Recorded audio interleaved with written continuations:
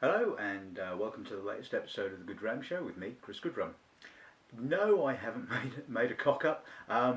There is a reason why the opening screen is blank rather than having one of my usual pretty pictures, shall we say? And that is because I don't want to give away the essence of this afternoon's episode of the show. I'm going to do something slightly different. It's basically going to be a two-part show. In that I'm going to taste obviously two sets of whiskey. So in essence, you're getting two for the price of one, really. Before we crack on with the show, I'll explain the reasoning for why I'm doing what I'm doing. Now. One of the things that really gets on my nerves, aside from the absolute rot that gets bottled for travel retail, is when distilleries start messing about with the ABV of their bottlings. Now, in some cases, like a couple of years back when Burns Stewart decided to change the ABV of their whiskies from 40 to 46.3%. Certainly in the case of Bunnahabhain, that wasn't a bad move. Certainly gave it a little bit more intensity. The fact that they mucked around with the 12-year-old and used far too much sherry cask is neither here nor there, really, I suppose, as that isn't really what I'm talking about. But I think you're probably starting to get a hint at where I'm going with this. Now, if you remember a certain American distillery, probably about 2 years ago now, decided that they no longer were going to bottle their flagship, well, not their flagship, but their sort of entry level bourbon at its customary 45% and drop it to 40%. Yes, you know what I'm talking about. I'm talking about this little baby, Buffalo Trace. Right. Now, as you know, I tasted it. When the rep came in and told me that this is what they were doing, I was a little bit concerned that obviously it was going to impact upon the flavours and the character of the whiskey. And it wasn't until I actually tasted it that I realised how much of a travesty dropping the ABV was. So this afternoon's tasting is, I'm tasting a completely unopened, as you can see, bottle of 40% ABV Buffalo Trace with this. Now, this is a sample from last year, the 2013 World Whisky Awards. Now, as you know, I tasted American whiskies for round one, which meant I got a considerable number, which I've obviously used over the course of time to do episodes of the show with. But what I couldn't figure out was why Buffalo Trace entered the 45% bottling of Buffalo Trace. It made no sense to me. Why enter the 45% when you're pushing it now at 40% in the UK? And it seemed to me that obviously they didn't have confidence in the 40%. They didn't think the 40% bottling would show particularly well amongst its peers. Possibly. It could be that the 45% bottling, and I don't know this for definite, but I'm just having a guess here, that it's still available in the States. I know that you can buy it in 1 litre size bottles in the UK, and was offered it, well, sort of offered it by the distributing company's rep, and for the life of me, why I can't figure out why they won't offer the 45% bottling in the UK. Fine, if you want, if you're targeting the bars and the cocktail makers and all that kind of stuff, and they've said, yeah, we don't mind at 40%. It's all to do with saving money, isn't it? It's to do with the duty payable. Obviously, the duty payable on 40% ABV spirits is less than 45%, but at least give the off trade the opportunity to carry on selling the 45%. To people that love their bourbons neat. I mean, I'm not a cocktail maker, I'm not a cocktail expert at all, so I can't say whether the fact that it's 45% or 40% is going to have a big issue with regards to whatever the cocktail is you're making with it. Obviously, cocktail makers seem to think that it isn't an issue, which is why obviously Buffalo Trace pushed on with doing this this thing. So yes, right. So this afternoon's tasting, what I'm going to do is I'm going to first off taste the 45% bottling, and then we will taste the 40% bottling, and I will explain why I think that they have made a humongous mistake. Although in saying that, as it's unopened, I mean, I have tasted it before, but you never know, things could change, different batches, what have you. I could end up with complete egg on my face. So that's the risk I'm prepared to take. But I think basically, you know, hopefully it will show the reasonings why I think that this should have been bottled at carried on being bottled at 45%. So anyway, that's enough of the raison d'etre for this episode of the show. Like I said, once I've done this comparative tasting, I'll look at a couple of other interesting whiskies, but obviously I'll introduce that in due course. So enough the waffle, and let's taste some whiskey then, shall we? You dream of Rome, and your crown was shining.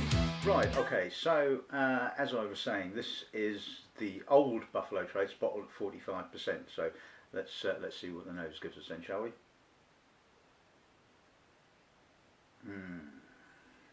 That is deep. A lot of sweet American oak, creamy toffee, but a lovely biting rye spice. Slightly dusty. A little bit of cinnamon maybe. Okay, I mean it's not the most complex of bourbons on the market, but it's wonderfully balanced, and I always thought it was an absolute bargain. You know, retailed around about the sort of £30 mark, and for me it was just a go-to American whiskey, and since the demise of it, you know, I've kind of had to look around elsewhere for good entry-level whiskies, and so now we've got the Old Grandad, which is nowhere near as good, personally speaking, as the Buffalo Trace when it was bottled at 45%. But you know, I still think as an entry-level bourbon, it's not too bad. But I just love the depth, the intensity, the sort of the crisp rye spices that come through. It's just really harmonious. A little bit of crystallized orange, touch of citrus, a touch of rose petal note, just sort of like, you know, hinting at the youthfulness of the spirit. Palate.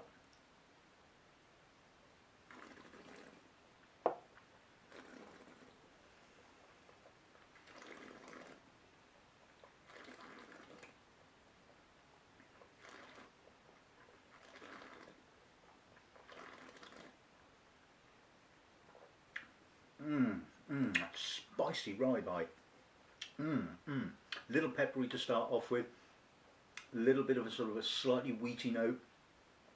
Soft, toffeed, lightly caramelised oak coming through.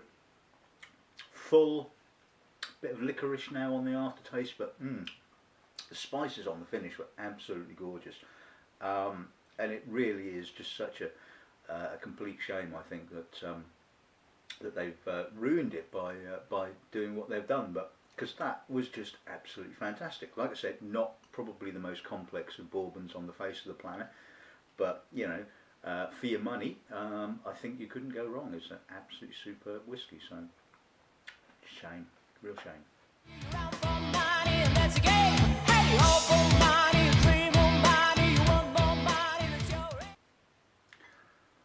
Right, okay, so on to the 40% bottling. Like I said, completely sealed, so this is kind of like a, you know, an on-air tasting, I suppose. So let's kind of crack this open and see what we get then, shall we? Because I think I will be correct, but yeah, let's see if it proves me wrong then, shall we? Now, I mean, as you can see, not a great deal of difference in colour, obviously. It's essentially the same spirit, except that it's just watered down to a slightly lower ABV. So let's see what the nose gives us. It's softer. It's lacking that spice and that intensity. Now, part of the intensity not only was the spiciness, the rye notes, but obviously the slightly higher alcohol level. It's soft, it's creamy, well, slightly creamy, a bit more toffee really than creamy. A little bit of violet, but that spice has just practically disappeared completely. I mean, it's not quite as flat and flabby as, say, something like Maker's Mark, for example, but it just lacks. It lacks something. It lacks vitality. It's just, you know. Yeah, some nice citrus notes, but and I suppose if it had never been bottled at 45%, you'd never tasted it as it used to be, then you'd probably say it's a pleasant whiskey, it's a pleasant bourbon. But having tasted it at 45%, and now you have this, oh, a little bit more toasty possibly than the 45% bottling. Oh.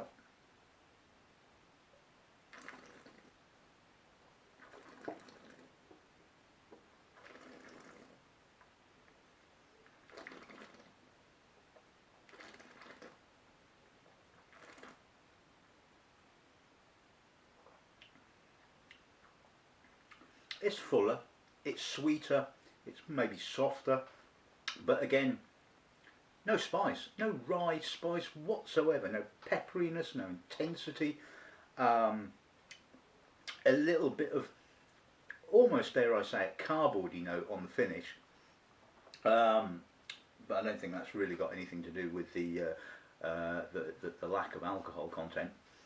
It's soft, it's rounded, it's, you know, and it really is a travesty. I personally think they have absolutely ruined it, and I can't for the life of me figure out why a distillery that has so much plaudits given to it, that bottles some absolutely outstanding bottlings like the George T. Stagg, the William Weller LaRue, the Thomas H. Handy, you know, a list as long as your arm of really great bourbons that they bottle. Why do this? It makes absolutely no sense whatsoever. They're obviously driving for quality. They want to produce, you know, the best whiskey they can possibly produce. Why ruin it by doing this? Why do that just purely for money? It makes no sense whatsoever. Because, and I'm not the only person. I mean, I'm probably the most, or have been the most vociferous about this, because I love Buffalo Trace and they have ruined it. And when you care so much about a product and somebody, the producer, comes along and wrecks the damn thing, you know, it gets you go, you know, it makes you annoyed. And for that reason, you know, that's why I keep going on about it. I mean, you know, what's one person, you know, one whiskey seller in the UK opinion when you know the head honchos at Buffalo Trace have decided they're doing what they're doing, and you know, sod you kind of thing. They're not going to listen to me, even if I do make enough noise. And maybe it's going to take sort of like, you know, it's too late now. I mean, it should have happened when they first did it. You know, people should have been up in arms. They should have been tweeting. They should have been on Facebook. They should have been saying, this is a disgrace, don't do it. And they might have backed down. And again, they probably wouldn't have done. But it's all too late now. It's all established. You know, they're quite happy with their product. I mean, you know, but I just won't stock it. I mean, I said that to to the rep from the distributing company when he said, you know, I've got you a case each of the antique range. How many cases of Buffalo Trace are you going to take? And I'm thinking, hang on, I already told you I'm not stocking it. It's not good enough anymore. And you know, I don't have to stock everything. You know, this is the situation that I'm in. I can choose what whiskies that I think are good, and you know, that's why people come and buy whiskey from us, because they know they're getting a good bottle of whiskey. You know, I say, like I said in the past, you can argue about whether that whiskey was, you know, truly your cup of tea with regards to flavours and what have you, but you know, I'd like to think that every whiskey that we sell is, you know, you can't argue about the quality of it. Obviously people's palates are different, but I would like to think that, you know, even if you don't pick up some of the characteristics that I do, you will know what is a good whiskey and what is a bad whiskey. But anyway, so that's enough of that. I think I've pretty much done the summing up without going, let's sum this up. So, Buffalo Trace, you have ruined a perfectly good product in my personal opinion. You've ruined it purely for money. Listen to me, are they? But there you go. So anyway, that's enough for this part of the show. Like I said, part 2 is coming up in just a jiffy, and well, I'll introduce that shortly then.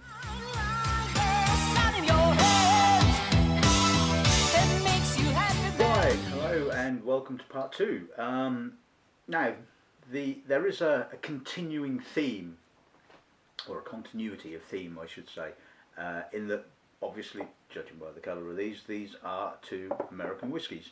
So there you go, that's the first point. The second one is that they are both 100%, well not 100%, but they are both rye whiskey, so predominantly made from rye.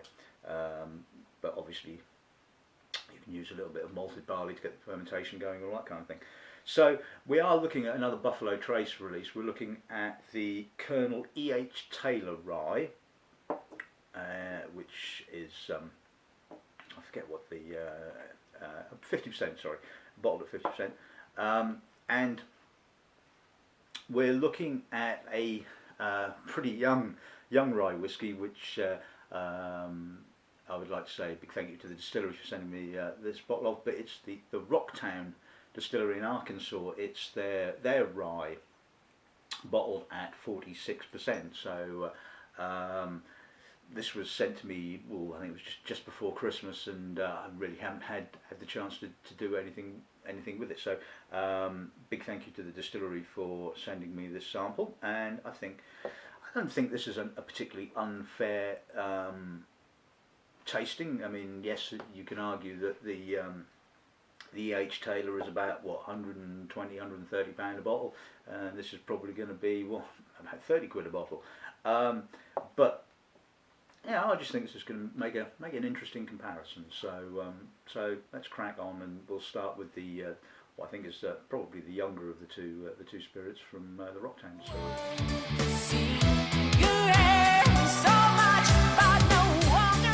Right, okay, so let's see what the nose gives us on this then, shall we? Whoa, that's pungent. That's intense. Real green, green spices, cardamom, very hoppy. It's got that real sort of crisp, peppery spice. It's quite oily, it's youthful, there's obviously some slight Mar kind of notes. I would be surprised, I mean, although I don't know, but I would guess that this is anywhere between 12 months and maybe 3, I'd guess, pushing it, possibly 3.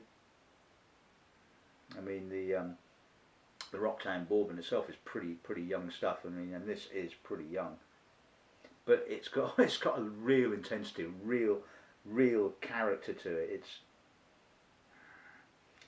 elements remind me. It might slightly reminds me a little bit of the experimental spirit that David Fitt distilled at the English distillery. I mean, because he used a reasonable rye component in that malt, and it has that sort of very, very herbal, almost green hops kind of character.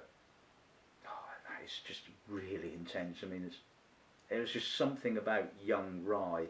It is just all that real youthful verve and intensity, and although maybe not the most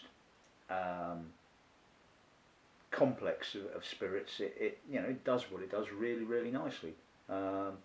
There's certainly some chunky oaks sort of sitting behind it, but it's all about the rye spirit, and this is just just absolutely classy. Getting a little bit of sweet orange, a little bit of sort of not crystallised, but slightly sugared orange. It's just intense. It's just absolutely great stuff. I love it. Palate.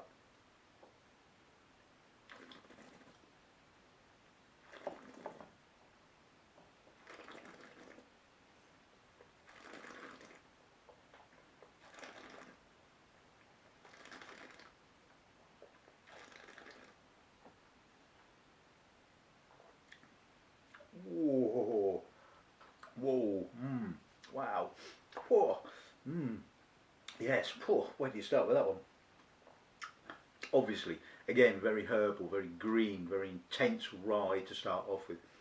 You get this little bit of violety note that starts to come through, and that starts to bring the oak, the sort of the creamy oak.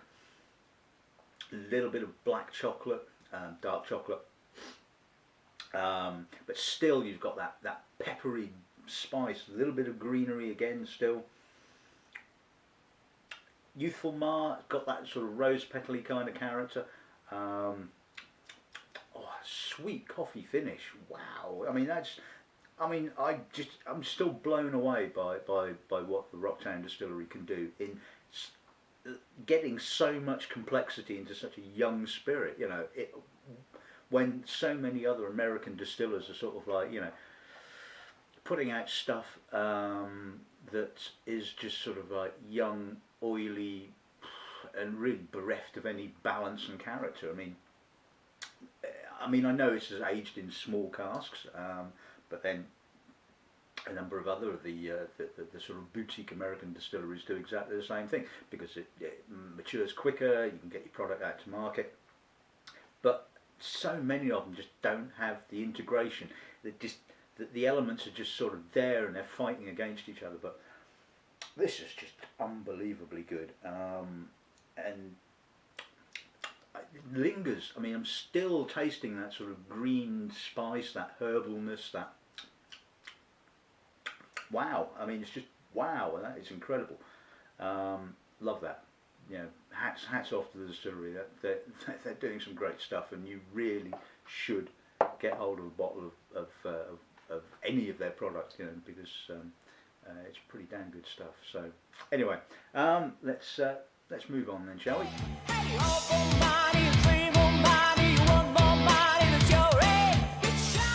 Right. Okay. So the Colonel E.H. Taylor. Let's see what the nose gives us on this then, shall we? A lot more maturity. Mellow, but still really broad. Lots of sweet coffeed oak. Nice little bite of the spice. A little bit of a herbalness. Soft, rounded, earthy, almost a sort of slight peatiness to it. A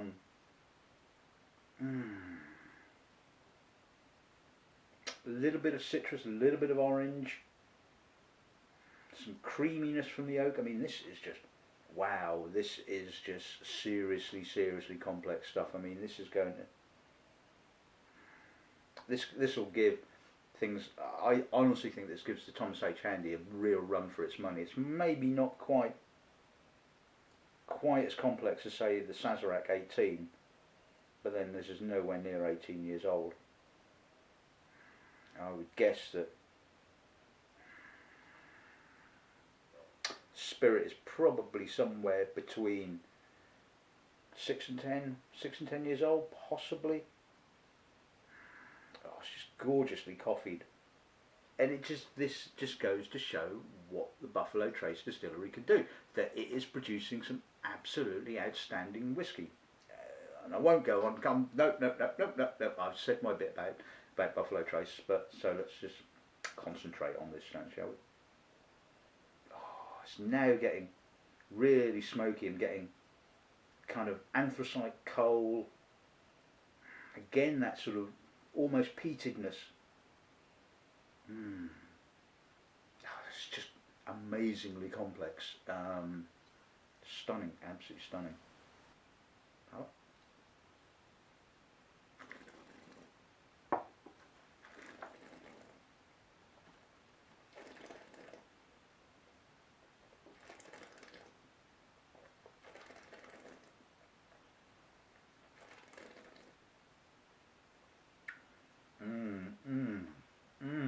Wow, what a finish.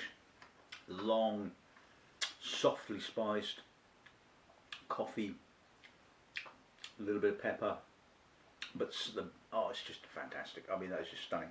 I mean, you name it, the flavours are there. You know, you've got the oak, you've got the gentle oak, you've got a slight creaminess to it, a little bit of violet, again some smokiness, quite a pleasant toasted character, earthy, little bit of almost peat-like character, black pepper, spice, treacle toffee. Oh, it's just unbelievably good. It's just glides effortlessly, and that is stunning, absolutely stunning. And you know, bottled at the right ABV. Do I have to keep going on about it? That is key. I mean, you know, it's the last thing you want to do is you spend years maturing your product, looking after it with care and dedication, bottling it, just to sort of like get the ABV wrong. And it really is a balancing act. I mean, I've tasted whiskies that are 46%, and you know, you would swear that the alcohol was a lot higher than that because, you know, they're just unbalanced. The alcohol is too intrusive. On the flip side of the coin, I've tasted whiskies that are bottled at quite a low ABV at 40%, and you just sort of think, well, it's just lacking something. It's lacking a bit of intensity. And to me, I think that there's so many distilleries now are moving away from bottling at 40% to bottling at 43, 46, 50%. Because at the end of the day, why did people bottle at 40%? It had absolutely nothing at all to do with the quality. It was all to do with the money. It was all to do with you know, how much duty they were being charged. It was a completely arbitrary number, really. At the end of the day, and they could have chosen 30%, really. Although that would have ruined pretty much a lot of whiskies. And you know, a lot of distilleries and distillers are now realising that it's all about, you know, the non-chill filtration, the 46% bottling. It's all about, you know, getting the ABV right for, you know, the quality and the intensity of the product. And by and large, I think sort of most distilleries get it kind of right. You know, there are a few bottlings, not necessarily, I wouldn't say, you know, everything from specific distilleries get it wrong, but you know, a lot of them, you know, occasionally come out at 40%. You think, well, you know, I could have just liked that at 43, or you taste it at 43 and you think, well, 46%, give it a little bit more, you know. So you know, it's equally important as, you know, your cut points, you know, the length of time you mature it for, what you mature it in, how you blend it, all that kind of stuff. You know, I think it's you know, an important part, and I think they got it absolutely spot on with this. You know, 50% was just the right ABV for it. So yeah, better sum it up then, I guess.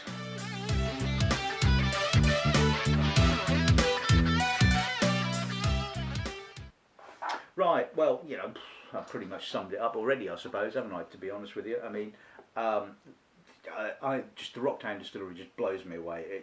I just love what they do. All right, they're kind of their white dog probably wasn't something you'd want to drink all the time, but I think it was interesting. That their young bourbon was just fantastically good for something very very young. Their smoked whiskey really nice. The hickory smoked whiskey. Even the apple pie whiskey was well, not really my cup of tea, but yeah, I could see the attraction of it, and obviously a number of people that purchased it certainly over the Christmas period obviously could see the attraction, and this just carries on the tradition, you know, of what they're doing, you know. I mean, all right, maybe their rum wasn't brilliant, but it was all right, good mixer. But this is fantastic stuff. I mean, you know, I've always been a big fan of tasting things like, you know, new make spirit, to sort of like, you know, so you can understand the DNA of whiskies, and certainly tasting whiskey young, because you get the intensity of the raw materials that it's made from, albeit, you know, the whiskey has to be drinkable and it has to be sort of balanced, and this has it in spades. So yeah, brilliant, really like that, excellent stuff. And the Colonel E.H Taylor, well, you know, just again another in the long line of bottlings by the Buffalo Trace Distillery or the Sazerac Company, whichever you want to call them, that is absolutely top quality, which just seems to sort of like, you know, make the mind boggle as to why they did what they did with the Buffalo Trace. It just makes absolutely no sense. I mean, I know they're American, but you know, Americans are blessed with sense as well, you know. Yeah, okay, right. I know I'm gonna get some grief about this. I know there's going to be a lot of people that disagree with me. I imagine even the distillery will probably disagree with me, and I might even get something off them if they kind of watch, you know, people like me on YouTube. I'm sure the whiskey industry generally is quite small, and everybody knows everything about everything else, and people keep tabs on what's being said about their product. So I'm sure that they will, you know, let me know that they think that I'm completely wrong. But you know, at the end of the day, look, it's my opinion.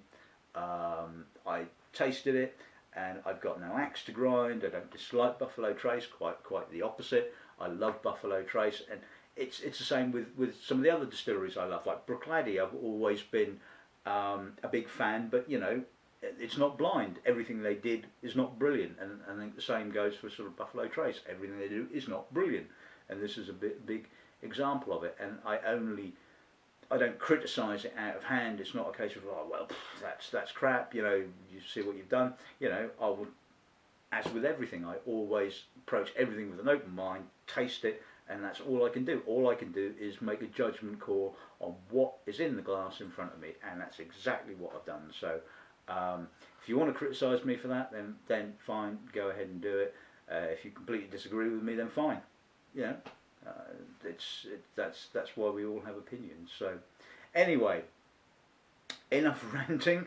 I've now got to edit all of this, which should be quite interesting. So anyway, I hope you've enjoyed this rather different episode of the show, and all that's left to say is grab yourself a good American whiskey and good afternoon.